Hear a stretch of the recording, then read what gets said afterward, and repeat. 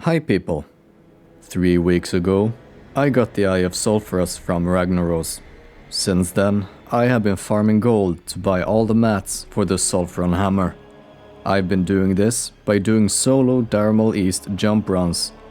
I've done a total of 263 runs over the course of these 3 weeks. I kept some records of what I got from the rich thorium veins. I'll go into that in another video. On top of that, I spent an hour in Ongoro farming elemental fire and some time in Blackrock depths.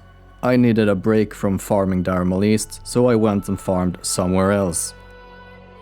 Yesterday, I finally gathered the final materials. The total value of all the mats adds up to 7,500 gold.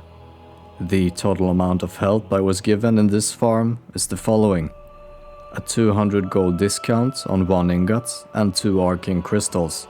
I also borrowed 150 gold from a friend to pay the crafting fee. However, that will be repaid in just a day or two from now. So, taking these things into account, I did 96.5% of this farm by myself. Basically, I did this completely alone. Now, should this be done by a single player, or should it be done collectively by a guild?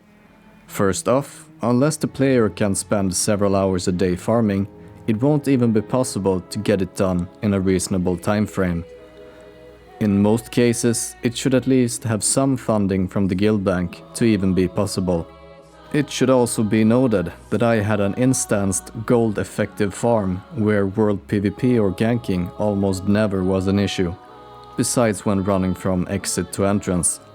Everyone doesn't have that option. I think the weapon is designed to be a guild effort, and in most cases, that is what it should be. As for me, it was said when the eye dropped that the one who got it would have to do the farm by themselves. Now, regardless of that, you can of course still think that the legendary should be a guild effort and not a player effort. In my case, it was a lone player effort and a lone player achievement. I think the hardest part of this grind was probably after the first 30 to 40 runs.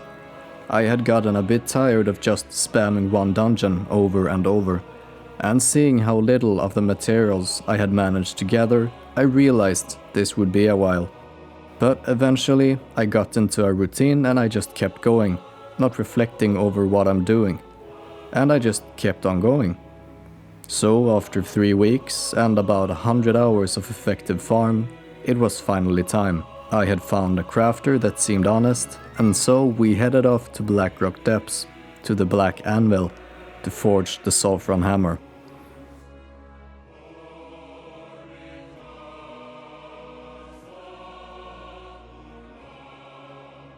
He was given a 100 gold fee and I was given my hammer.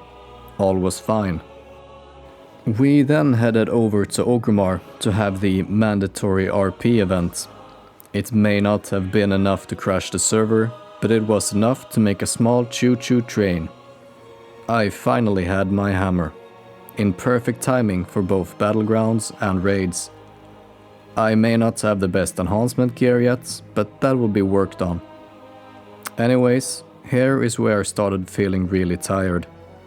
I had been doing 26 runs that day, gathering the 12 final Arcanite bars.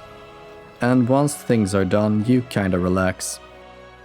Also, with this finally done, I can spend more time doing videos again.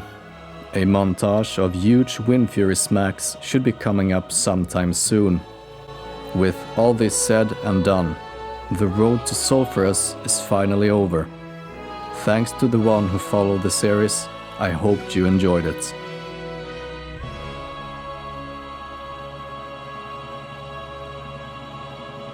Remember to like, smash, and comment, subscribe.